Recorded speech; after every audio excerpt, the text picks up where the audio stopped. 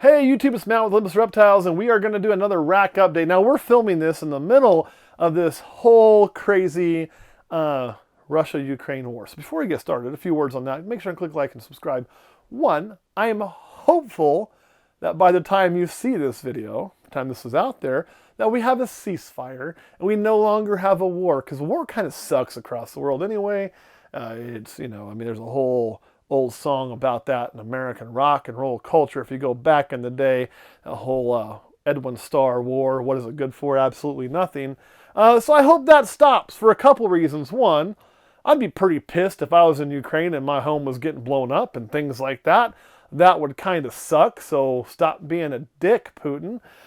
Number two, I'm really getting tired of gas prices, so need a little relief. This guy likes to drive. This almost $4 crap, which by the time this comes out will probably be like almost $5 crap, pissing me off. And if that's the excuse we're getting, let's get rid of one of the excuses, and you all in Washington should be fixing that, right? But seriously, let's just kind of, remember it sucks for those folks over there, and keep them out in our mind. Every now and then there's things in the world bigger than snakes. Not many. So with that, we've had enough sad news. Let's get to some snakes. So what are we going to be doing in rack number 5? Well, first of all, let's start right here. Show this girl off.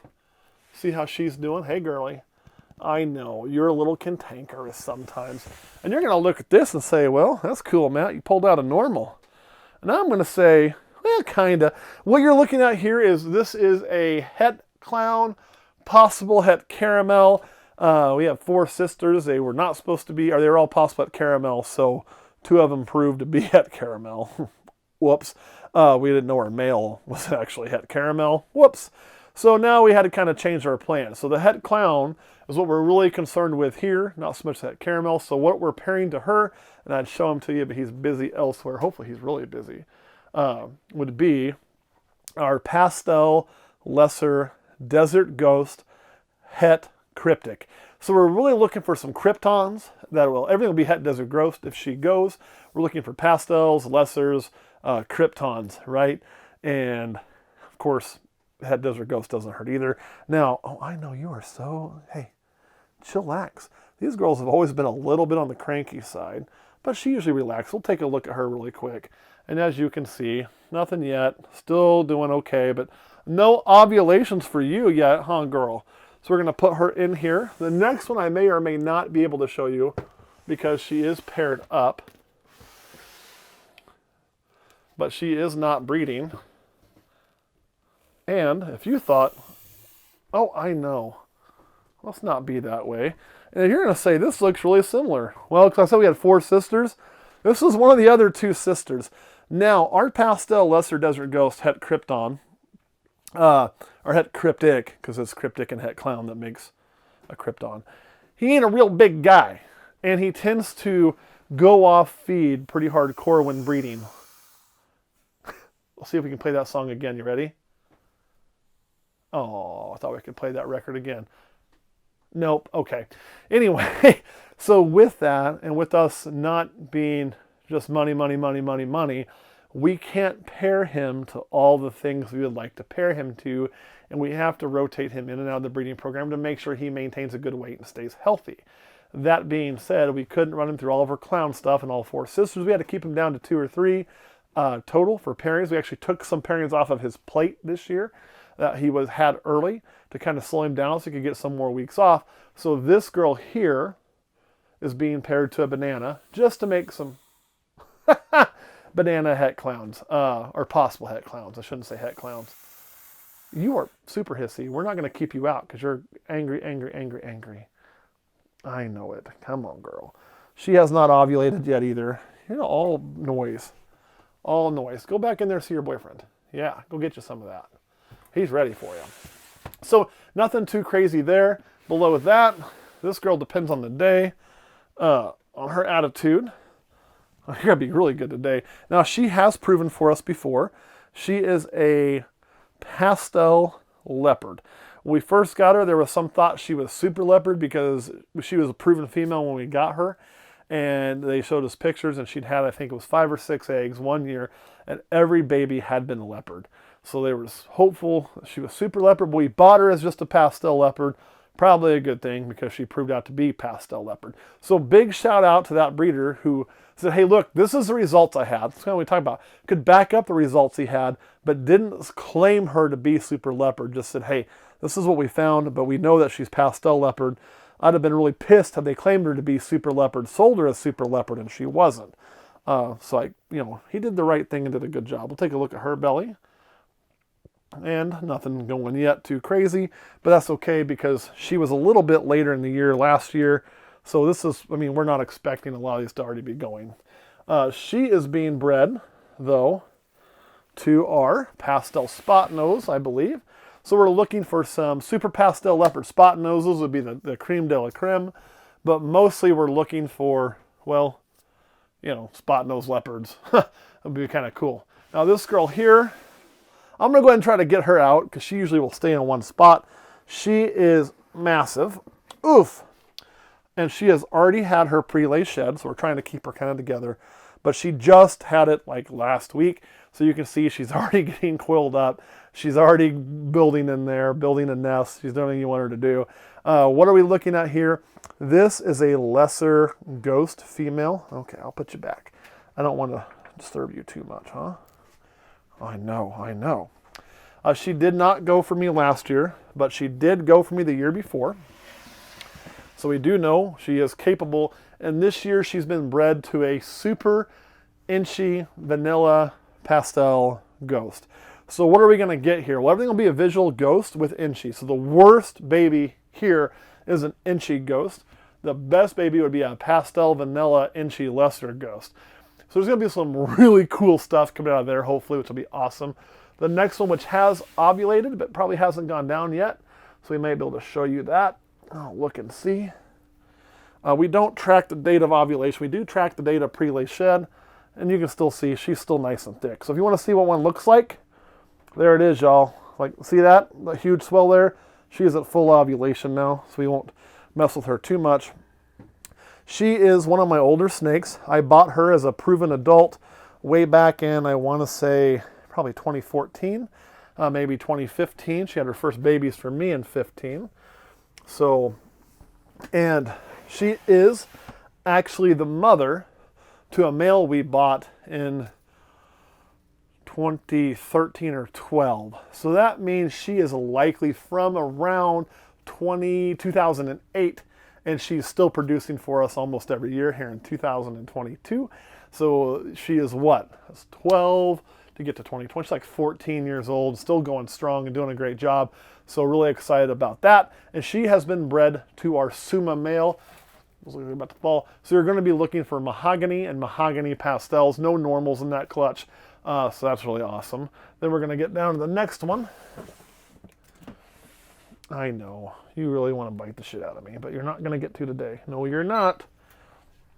So we have here a black pastel spider. Yes, and she is being bred to our pastel exanthic. Yeah, I see you. See, didn't work, did it? Fooled you. She has not ovulated yet. This would be her first time to go. So the story on her, this is a snake that we got, and we bought a couple, and they were very upfront and said, hey, we've had a really hard time getting this girl to grow, getting her to eat well. So she was a little on the smaller side when we got her. We took some time along with her and a GHI bumblebee. Both of them have reached breed size this year and are breeding, which is pretty awesome. So we have put her to a pastel exanthic. What we're really looking for is to get some, which we're going to have two that are doing this now, some black pastel head exanthic stuff. The reason we have two is a whole, we'll get to that later. It was kind of a surprise. But we'll see if she goes, and that'd be pretty neat. I'd really like to see what she's going to produce. But I also really like pewter. So if we can get some straight pewter exanthic, that would be pretty cool. We'd probably look at furthering a project there. You ready? I know. Oh, come on. I got you. I ain't no do nothing mean to you, girl. Why would I ever do anything mean to you? I like you. Yes. Don't shoot out. Don't get your face caught. Next one is actually empty. Then we have a male. We have one more in this rack. Now this is one I'm really hoping goes this year. She's never had babies for us. We bred her last year. She got to size. However, she did not go. And she is a GHI. You have a big fly on you. Got that damn thing. She is a GHI Mojave, and again, what we've talked about before, you can see that tail wag going on right there. That means she is definitely looking for a male. She's interested. So what we're pairing her to last year, so she was retained sperm clutch. She was paired to our pastel lesser desert ghost, het cryptic, but we didn't want to work him that hard this year. So this year she is going to a blitz male, so we can get some blitz into, I don't know, man, if we had a blitz Mojave GHI, that'd be pretty kick-ass, because what blitz does to pattern, what this does to pattern, it's just going to be fun. It's going to be fun to kind of see. So that's what we're hoping to find out.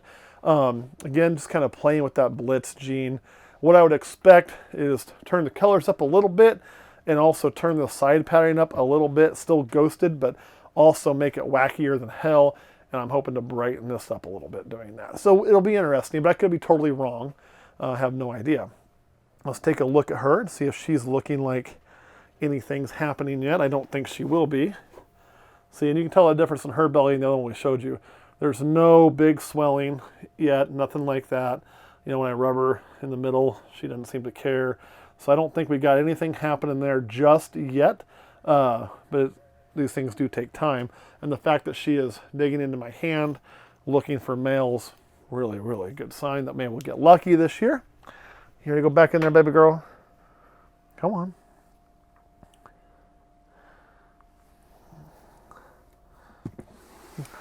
And the next one down there is an empty tub. So it's the only, we only have 2 empty tubs in this whole rack. They're both over here, plus there's a male.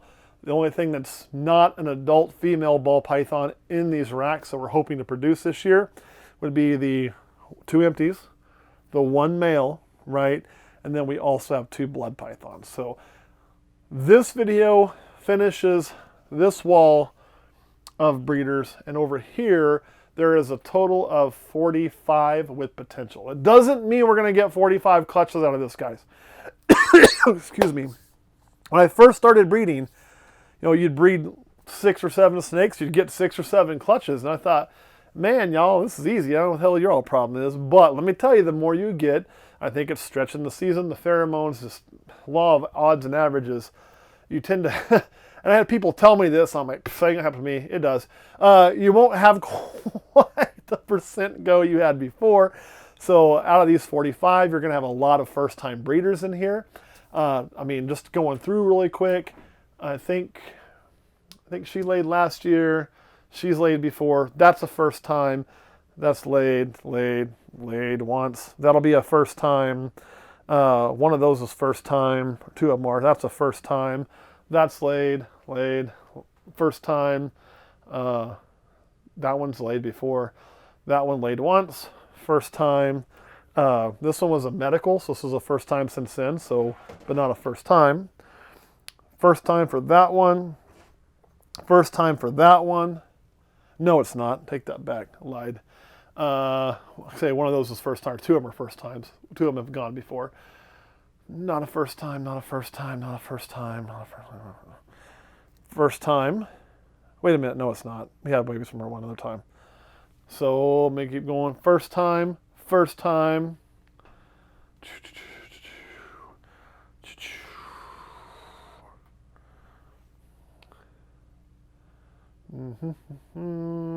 Almost there. First time, first time. So out of those 45 tubs, 12 of them would be first-time breeders. You're not going to hit all those first-time breeders. The rest of the racks we're going to show you in a few other videos are even more first-time breeders. Most of those are first-time breeders. So, you know, when you start getting to this size, you can't plan on, why I paired 45, I'm going to get 45. However, just in case the planets align and the world goes well, you damn well better be ready to incubate 45 or be able to get ready to incubate 45. That is something I do want to tell you. So Kurt, anything else you want to add about this rack and that little last bit about breeding? No. All right, and Team Russia or Team Ukraine? Team No War. Team No War. See, I'm going to get Kurt, man. We're going to have to get him some flowers for his hair, a slug bug to drive, and I think he's going vegetarian, y'all. If you believe that, you're crazy. So anyway, thanks for watching. We'll catch y'all next time.